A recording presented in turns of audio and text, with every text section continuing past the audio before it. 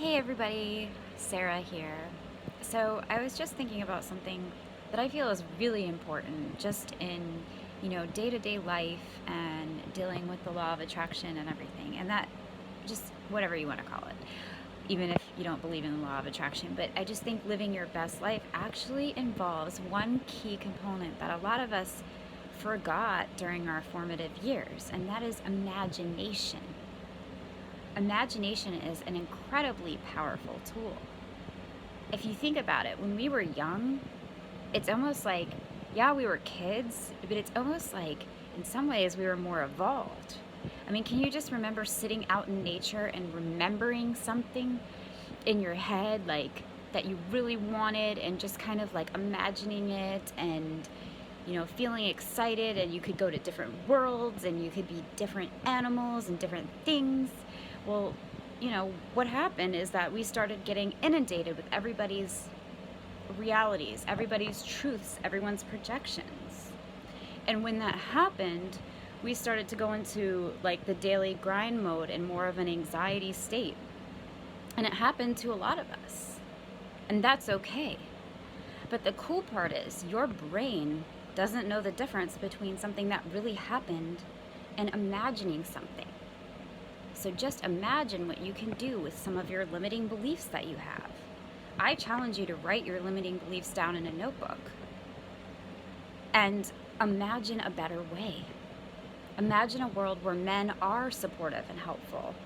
If your limiting belief happens to be that all men are jerks, all men are abusive, any limiting beliefs you have, and you actually know a lot of them if you really think about it, because we hold on to them so tightly. And for what? Why do we hold on to them so tightly? They're not serving us in any way, shape, or form. I'm not asking you not to be human and get a spiritual ego, because sometimes when you start practicing this stuff, you might look at other people and go, oh, well, they're not as spiritually evolved as me. I can't deal with them. And that's not a good place to be. If you find yourself in that sense, in that kind of being, you just need to kind of come back down and ground yourself and realize that everybody's on their own path. And a nice hack is just to tap into that 4-year-old, 5-year-old brain where you actually imagined things and you felt like you had them. You felt like you were that dragon. You felt like you were that princess. You felt like you were that knight or king. And this is just, I don't know why, but just something about going into a meditative state or relaxing and just smiling and imagining can uplift your mood immediately. So imagine all of the things you want, that you already have them. Tap into that feeling, because the weirdest thing that I do is, like, I swear, I'm able to actually get that feeling of being 4 or 5 and being out near the woods, imagining, and just that excitement I had for no good reason. We need to tap into that elementary school sort of wonderment of the world before everyone inundated us with their limiting beliefs. Now, we need to forgive them because they were doing the best they could. Everybody's doing the best they can with just their whole set of experiences and circumstances, and we just need to forgive people. So a good technique is to look back at some of your traumatic experiences and and I'm working on this right now, and just kind of imagine it a different way.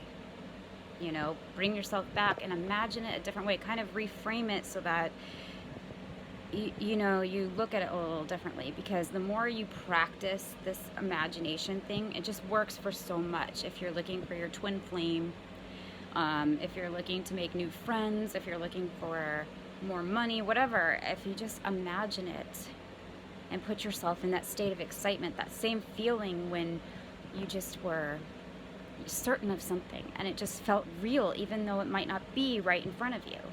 I mean, I can remember thinking that I was really a princess and I really had a dragon, and it was so exciting. And it's like there was a lot of things going on in my life that I could have been upset about, but I chose to go into that state of imagination. And after a while, if you keep imagining things, you're almost rewiring your brain to just kind of be default more positive. And it's just an amazing tool, and I think it's often overlooked. And I know just a lot of the people I follow talk about it. Wayne Dyer talks about it. Louise Hay talks about it, and it's like, and I know Abraham Hicks does too. It's just amazing. It's just, how exciting is it to go back to that wonderment of the world? I mean, when I talk to my daughter, she just sees things in such a positive light. Like, she has bad days, but she just, I mean, even with crayons, she can just create crazy things because she's just not thinking about what she doesn't have. She's just creating and imagining. So if we put that out into the world and we keep practicing it, then things are bound to turn around. And at the very least, our mental state will go up. And we need to take care of ourselves so that we can be present for everyone else. Of course, you can't just shut everyone out while you're taking care of yourself. Like, I can't just stop being a mom because I'm taking care of myself. But our souls, I feel like, have almost like a purpose. And we knew that before we came to Earth. And I really feel like we are who we are, but we're multifaceted, and there are ways to tap into that. And I believe imagination is one of the major helpful tools, and it's free. It's absolutely free. I do find it's better if you're in a relaxed state and you're listening to, you know, nature sounds on your phone, or even better if you're in nature. But I've actually had myself in really stressful situations, and imagination has made me just laugh out loud during them. I mean, it's not avoidance, it's not denial.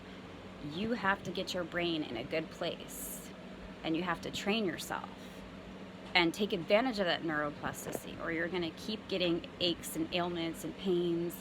And if you are dealing with something, it's just going to be so much worse.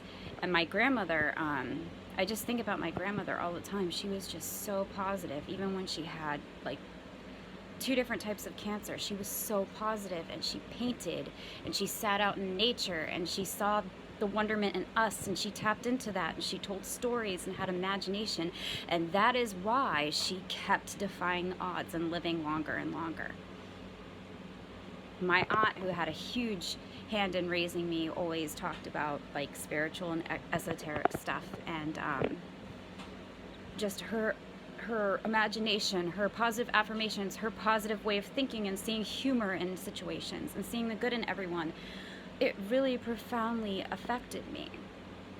And she used to say to me, Sarah, you need to use your imagination. Because if you don't use your imagination, you're going to go into the negative side, which is worrying. And all we have is this present moment. Even the future will be the present moment. So all we really have is now, right now.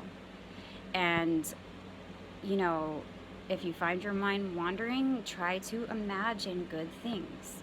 And this goes in with the scripting I was talking about. That's one way to imagine. Positive affirmations, just picturing the scene. And like I said, I feel like it's best to do it like you're watching it through your eyes, not like you're in a movie theater watching a movie of yourself. But let's tap into that imagination and get creative ideas. And the more that all of us do this, the more creative our whole world will be. Just imagine all these positive thoughts and intentions vibrating out into the world. I think now more than ever, we need to unplug and surround ourselves with positivity. What music are we listening to? Is our phone constantly going off with news apps? You know, and we wonder why we're running around anxious. And, you know, I just believe that our brains are very powerful, and let's use our imagination for good.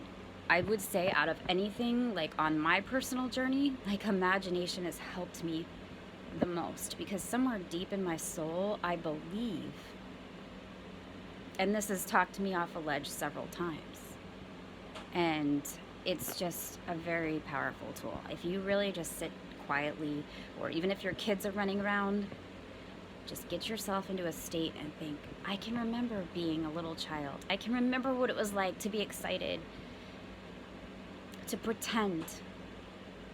You know, that's what it is. It's pretending, but it's not denial. It's pretending and setting intentions, and it's acting as if.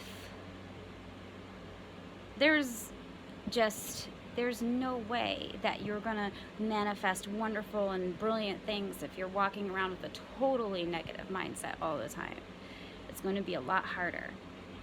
And so on my journey, I am trying to visualize, use imagination, act as if, hold your head high no matter what you're going through. Use that imagination. I know you remember being on the playground or being out in nature. I know everyone has something to be grateful for, no matter how much we've been through. And let's use that. Let's use that gratitude and that imagination and that storytelling that we can use in our head. Why don't we use that power for good? If our brain is going to start to pick up on that positivity and that imagining and those good intentions, we probably should use that instead of the whole stress and anxiety thing. And it's easier said than done, but you know what? Nothing worth doing is always easy. I mean, but you don't look at it like that, because the more you do it, it will be easy. And you do want to come from a place of ease, as far as like, don't overcomplicate it. Just tap into that mindfulness. Look at the trees, look at the flowers, look at the butterflies, look at the birds. Start to appreciate what's around you and stop buzzing around like you're just shut off to the world. Don't look at life in that basic perspective. Look around you at all the things that are going on, and it's all affecting everything else, and stop to appreciate everything and tap into that imagination. There was nothing more fun than running around on a hot summer day, you know, as a kid and imagining things. If I could bottle that up, I would, and this is the closest thing to it. So use that imagination and watch how your life changes. You can actually change your brain. It's amazing. All right, I hope this video was helpful and gave you just a really simple tool you can do. There's no real rules on it, just that you imagine things kind of how you want them, or even just pick up on that feeling of excitement. It doesn't always have to be specific. So yeah, just a little tool to use and something I'm using on my journey. Have a great day.